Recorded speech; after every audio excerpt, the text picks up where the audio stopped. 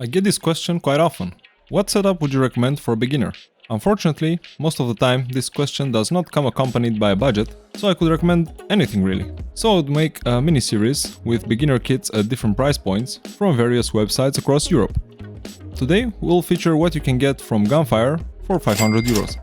Gunfire is a shop located in Wrocław, Poland, so if you buy anything from them, shipping within EU should be really painless. Let's get this started, and my first pick would be an AEG. Given we have a budget of 500 euro, I decided to use half of that on the replica, as the latest offering from Gunfire really supports the saying bang for the buck.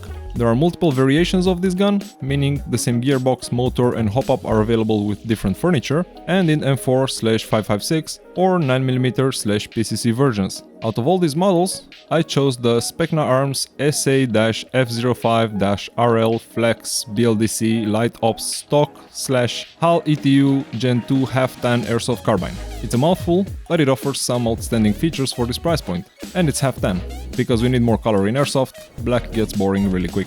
A few features that stand out from other replicas at this price point.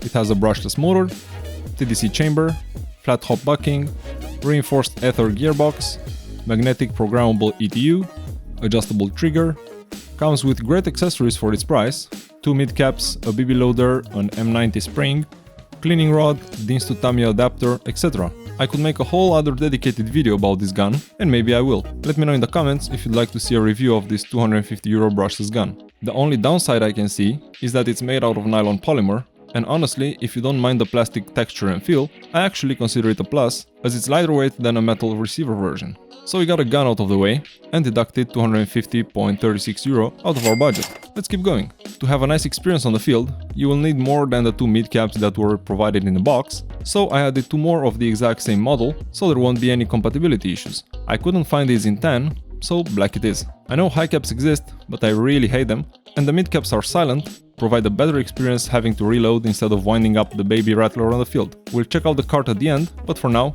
let's deduct 25.04 euro from the remaining budget. You'll need a way to power this AEG, and that will be a LiPo. Along with a battery, you'll also need a charger. Because this specific AEG does not have room in the buttstock to house a battery, it will have to live inside a buffer tube, so that limits our choice to stick batteries, no nunchuck or butterfly style. Luckily, at the time of filming, Gunfire has a nice bundle for 30.04 euro that includes a 1000 mAh 3S battery and a basic charger. The battery will fit nicely in the buffer tube, and while 1000 mAh sound pretty low, you have to remember that we have a brushless motor in this gun, so the current draw will be much lower than a conventional brushed motor. The charger is nothing fancy, and I don't recommend you use it long term, but for starting out in airsoft, it serves its purpose. All I can say is, please buy a nice, beefy and reputable charger from a big brand once you decide airsoft is for you. Let's deduct those 30.04 euro from our budget and move on. You'll also need some pellets, ammo or BBs to actually shoot out of your brand new AEG. For the power level of this gun, which is right around 1.5 joule,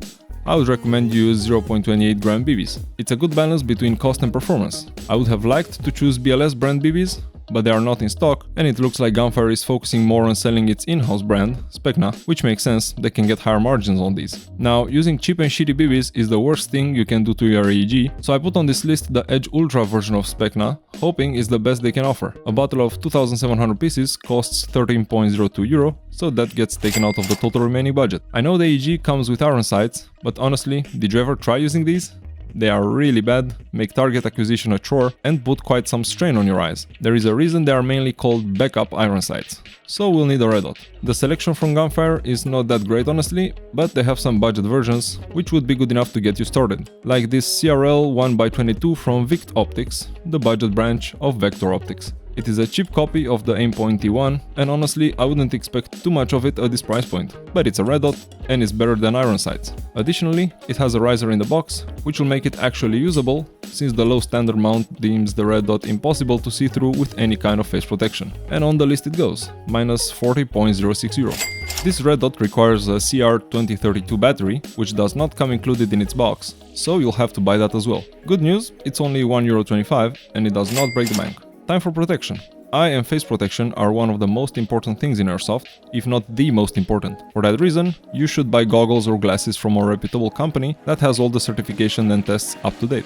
In our case, to keep this within our budget, I chose the Venture 3 from Pyramex. I tested this model myself at 5 joules and it passes that with flying colors, so I'm confident recommending this, or even wearing it myself actually. They are only 6.76 euro, so let's subtract that from our total and move on to Face Pro. Here honestly, it really depends on your preference. When I started out, I used this hybrid half steel mesh, half textile mask, and it was not that bad. I also saw a lot of other players using it, so I can recommend it without issues. Sure, there are more comfortable options out there, but at 9.26 euro, you cannot beat this, so it gets deducted from the remaining total, and we can talk about gloves. This is another subject where personal preference plays a big role, but for a beginner, I would recommend a set of gloves with full fingers. Unfortunately, the ones with finger protection from Mechanics are out of our budget, so we'll go on with this Armored Claw pair in olive. They are not going to break the bank at 16.02 euro, and if you do indeed decide you want to get serious about airsoft, you can purchase a pair of Mechanics gloves later. These won't last you too long anyway. But hey, we're on a budget here, so no complaints, okay? Let's subtract these from the total. Good. Now I know the box this AG comes in is perfectly adequate to carry it to a field, but I really don't feel comfortable carrying a box in public with a big gun pictured on the side. So I will include a gun bag in the set for 31.54 euro, which you can use to carry your gun, spare magazines, BBs and other accessories to the field. It's not the most expensive out there, but it really takes a chunk out of our total.